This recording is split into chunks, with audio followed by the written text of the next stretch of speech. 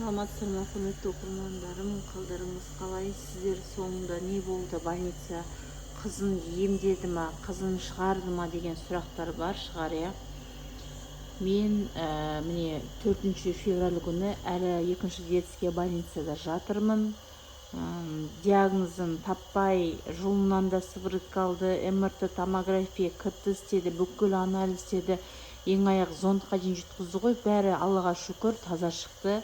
Бірақ сонда да консилиумда диагнозын таппады дедім мен. Сөйтіп инфекционистті шақырған, инфекционный больницаны. Ол кор деп айтты. Мен ол корға сенбей, бізден құтылу үшін инфекционный больницаға жіберу үшін кор деп тұрсыздар ма деп шулатып едім. ПЦР алдық корға. Сөйтіп ПЦРіміз положительный болды. Енді осы 4 числа күні қазір после обеда инфекционный больницаға алып кетеді. Менің айтқым келгені, анасы бала үшін бәріне дайын, бәріне де барады. Баласы қатты ауырғанда шарасыз үйде ғана қалады екенбізші.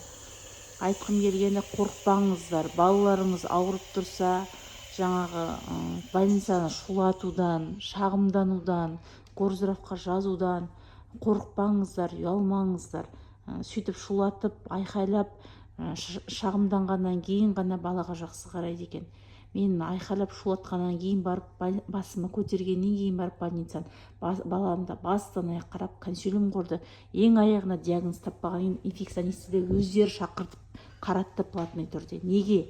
Өйткені жауапкершілік мойында болды.